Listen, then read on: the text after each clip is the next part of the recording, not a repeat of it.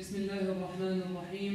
إن الحمد لله تبارك وتعالى نحمده ونستعين به ونستغفره ونعوذ بالله من شرور أنفسنا وسيئات أعمالنا. من يهده الله فلا مضل له ومن يضلل فلا هادي له. وأشهد أن لا إله إلا الله وحده لا شريك له. وأشهد أن سيدنا محمدا عبده ورسوله صلى الله عليه وآله وصحبه وسلم. يا أيها الذين آمنوا اتقوا الله حق تقاته ولا تموتن إلا وأنتم مسلمون. أما بعد، فإن أصدق الحديث كتاب الله عز وجل، وخير الهدي هدي سيدنا محمد صلى الله عليه وسلم، وشر الأمور محدثاتها، وكل محدثة بدعة، وكل بدعة ضلالة، وكل ضلالة في النار. In the name of Allah, the most gracious, the most merciful, all praise and thanks are due to Allah. We ask His help and forgiveness, and we seek refuge in Allah from the evil of our souls and our bad deeds. Whomsoever Allah guides, no one can lead him astray. And whomsoever Allah leads astray, no one can guide him. I bear witness that there is no God to be worshipped except Allah alone. And I bear witness that Muhammad is His last messenger and His servant, sallallahu alayhi wa sallam. One who believes fear Allah as He should be feared, and never die except in the state of Islam, in submission to Allah subhanahu wa ta'ala. Wa ba'd. The respected brothers and sisters in Islam, Allah subhanahu wa ta'ala said, إن أول بيت وضع للناس للذي ببكة مباركا وهدى للعالمين فيه آيات بينات مقام إبراهيم ومن دخله كان آمنا ولله على الناس حج البيت من استطاع إليه سبيلا ومن كفر فإن الله غني عن العالمين. Allah subhanahu wa ta'ala in these two verses is telling us about the first house which was established on earth for worship Allah subhanahu wa ta'ala. إن أول بيت وضع للناس للذي ببكة. The first house, indeed, which was built for worship Allah subhanahu wa ta'ala on this earth, is the one in Mecca, which is Mecca in Saudi Arabia, which is the list and a guidance for the world subhanahu wa ta'ala. And then He tells us subhanahu wa ta'ala in the next ayah immediately that Hajj is obligatory upon all the Muslims. It's one of the rights of Allah subhanahu wa ta'ala upon us. وَلِلَّهِ عَلَى النَّاسِ حِجُّ الْبَيْتِ مَنِ اسْتَطَاعَ إِلَيْهِ سَبِيلًا وَمَنْ كَفَرَ فَإِنَّ اللَّهَ غَنِيٌّ عَنِ الْعَالَمِينَ. Whoever refuses to go for Hajj after he has the ability for it, Allah subhanahu wa ta'ala said, whosoever disbelieved in Allah subhanahu wa ta'ala, so Allah is the most rich. He is not in need for anyone subhanahu wa ta'ala. روى الإمام البخاري عن سيدنا أبي ذر رضي الله عنه أنه قال يا رسول الله أي مسجد وضع في الأرض أول. Imam Bukhari reported that Abu Dharr radiallahu anhu asked Rasulullah alayhi salatu wasalam, said, Ya Rasulullah, which masjid was established on earth for the worship of Allah subhanahu wa ta'ala at first? The first house of Allah was built on this earth. He said, sallallahu alayhi wa sallam, al-masjid al-haram, the sacred house in Makkah al-Mukarramah. Then Abu Dharr asked, Ya Rasulullah, thumma ay, what is after it? So what is the next one? And then which? He said, alayhi salatu wassalam, al-masjid al-aqsa in Palestine, in Jerusalem. Then he said, radiallahu anhu, Abu Dharr, Ya Rasulullah, kam baynahuma, what is the period of time between them? Al-masjid al-haram and al-aqsa. He said, sallallahu alayhi wa sallam, 40 sana, 40 years. Then I will ask you the same question and say, and then which? The third one, after Al-Haram and Al-Aqsa. He said, sallallahu alayhi wa sallam, Ya Aba Dhar, ثم حيث أدركتك الصلاة فصل فالأرض كلها مسجد صلى الله عليه وسلم. And whenever the time of the prayer reaches you, just to pray whenever you are. Because all the land, all the earth is considered as a masjid for the Muslims. Sallallahu alayhi wa sallam. And it's one of the attributes or one of the advantages of the ummah of Rasulullah Muhammad alayhi salatu wasalam, that whenever the time of prayer reaches you, you can pray. You don't have to pray inside the masjid or inside your home. You can pray even in the airport, in the university, in the school, in the street, anywhere, as long as it's clean and pure. Sallallahu alayhi wa sallam. All the earth is a masjid for the ummah of Rasulullah. Sallallahu alayhi wa sallam. So we are today talking about the first house of worship of Allah subhanahu wa ta'ala, and some of its personal benefits, because we have some financial benefits in Hajj and some social benefits which are in our community from Hajj, and some personal benefits which we are going to talk about today, inshallah. Allah subhanahu wa ta'ala, when He ordered Ibrahim alayhi salam to build a house, and he did alayhi salam, Allah ordered him to proclaim, to announce among the people and to say, O people, Allah subhanahu wa ta'ala ordered you to come and to perform pilgrimage to His sacred house in Makkah al-Mukarramah. Allah subhanahu wa ta'ala said the same to Rasulullah Muhammad alayhi salatu wassalam. وَأَذِّنْ فِي النَّاسِ بِالْحَجِّ يَأْتُوكَ رِجَالًا وَعَلَى كُلِّ ضَامِرٍ يَأْتِينَ مِنْ كُلِّ فَجٍّ عَمِيقٍ. And proclaim Hajj to the people, and they will come رِجَالًا, means on foot. وَعَلَى كُلِّ ضَامِرٍ, and on every lean camel. Because the word ضامر in Arabic language means the camel or the horse which has very small tiny build. Because it's too weak, so it's called ضامر. They will come on foot, they will come on every lean camel, they will come by all means. With planes, they will come by ships, by sheep, by all the means, as Allah subhanahu wa ta'ala said, رِجَالًا وَعَلَى كُلِّ ضَامِرٍ, from all over the world.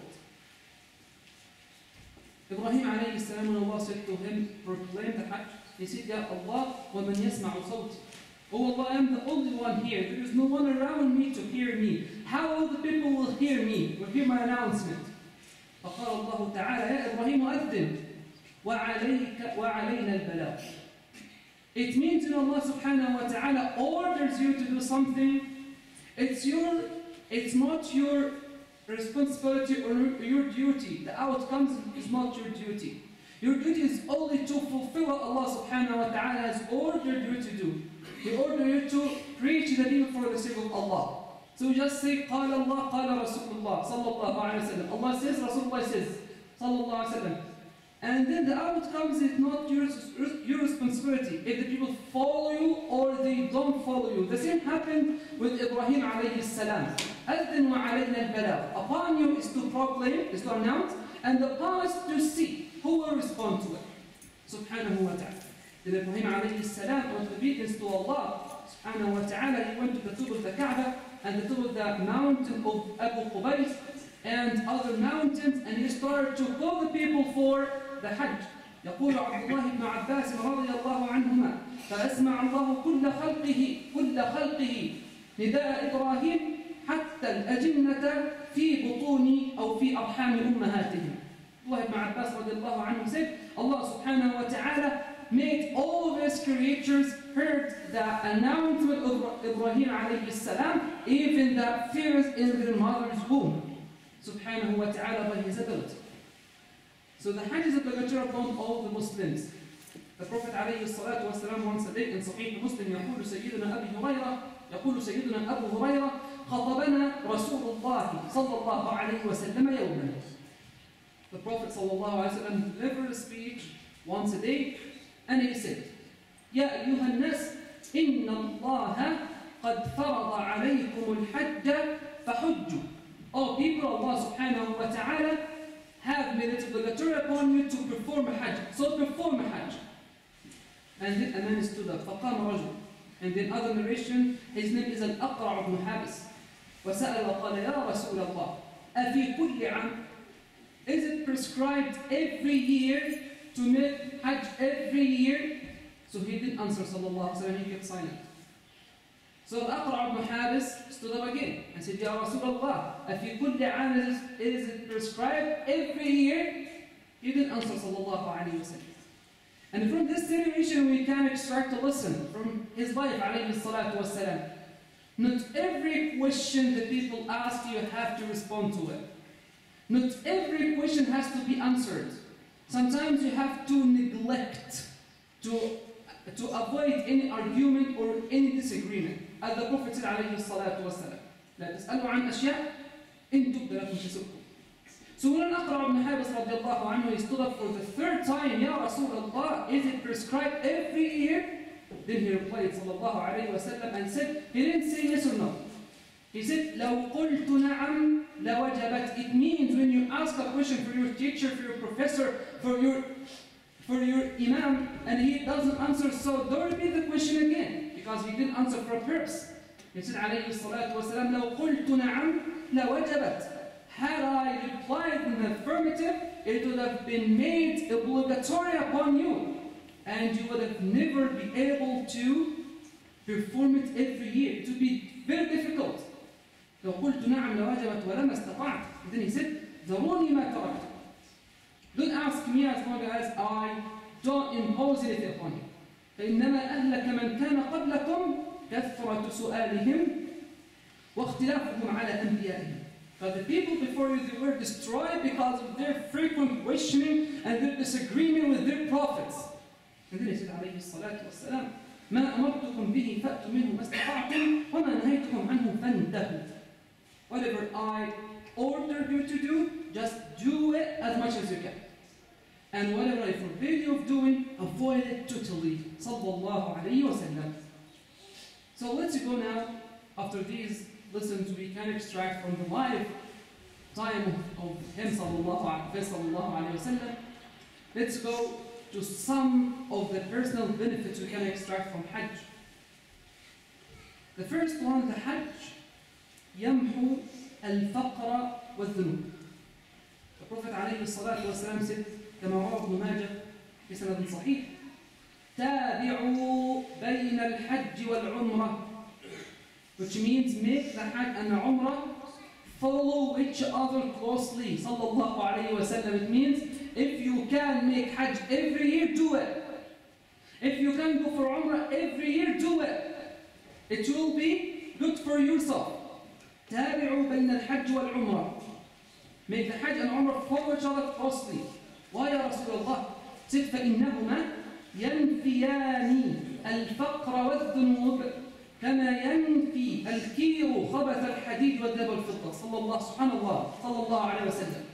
See that the Hajj, it removes the poverty. Some people think, I will pay lots of money, lots of dollars to go for Hajj. Make sure that Rasulullah alayhi wasallam said it removes the poverty. How come? It reminds us of hadith in which Rasulullah alayhi wasallam said, ثلاثة أقسم عليهن وأحدثكم حديثا فحفظوه ما نقص مال من صلاة. I swear on three, I swear by Allah on three, and memorize them well. If you pay someone in charity, it will never decrease your money, your wealth. Sallallahu alayhi wa sallam. The same here. Al-Hajj, it removes the poverty, it removes the sin. And the furnace, it removes the impurity of iron, gold, and silver. Sallallahu alayhi wa sallam. You know, when we put the gold or the silver in the fire to pure it from its impurity, the same that Hajj does with the poverty and the sins we commit. Sallallahu alayhi wa sallam. And the second benefit, quickly, which we can extract from Hajj, the second benefit. Al-Hajj يعدل الجهاد في سبيل الله سيما للنساء والضعفاء. Al-Hajj equals jihad في سبيل الله, especially for women and the people who are weak, who don't fight with us.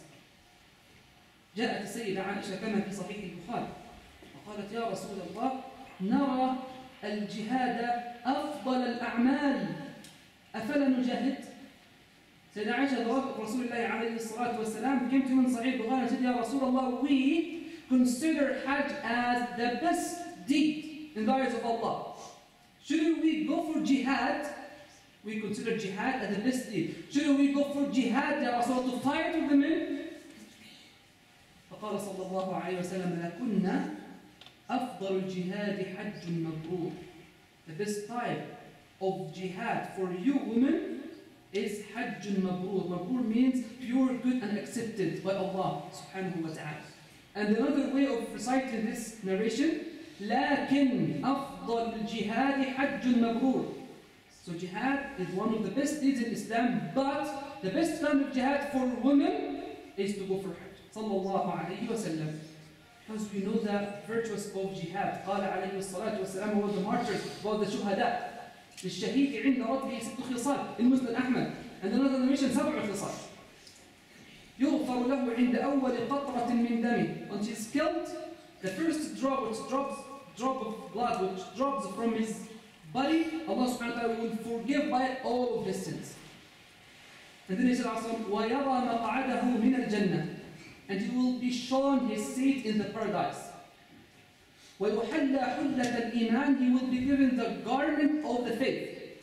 وَيُؤَمَّنُ مِنْ عَذَابِ الْقَبْرِ. He will be saved from the punishment in the grave. وَيُؤَمَّنُ مِنْ الْفَزَعِ الْأَكْبَرِ. He will be saved from the calamities that people will face in the day of Qiyamah.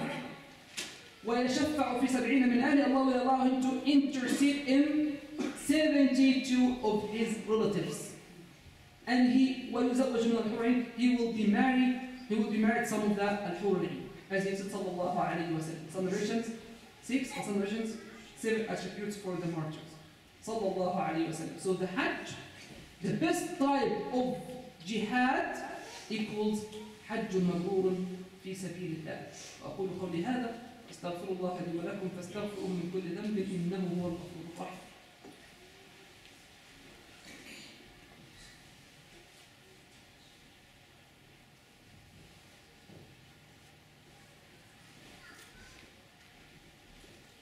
الحمد لله حمدا والشكر له شكرا. أشهد أن لا إله إلا الله وأشهد أن محمدا عبده ورسوله صلى الله عليه وسلم. وبعد, we are still talking about the personal benefits of Hajj. قال رسول الله صلى الله عليه وسلم من حج فلم يرفث ولم يفسق رجع من ذنوبه كيوم ولدته أمه عليه الصلاة والسلام. Whosoever goes for Hajj and he doesn't yarfuth. The word rafath means to practice your marital relations with your wife. And he doesn't practice his marital relations with his wife while doing the Hajj. وَلَمْ يَفْسُقْ. Who doesn't commit sins, nor argue unjustly with people. He will return back from his Hajj as pure and free from his sins as the day where his mother gave him the birth. Sallallahu alayhi wa sallam. He feels totally free from his sins, totally pure, totally clean from all of his sins. We ask Allah subhanahu wa ta'ala to gather us all in His sacred house. Allahumma ameen. And the last one, قال رسول الله عليه الصلاة والسلام العمرة إلى العمرة كفارة لما بينهما والحج المبرور ليس له جزاء إلا الجنة.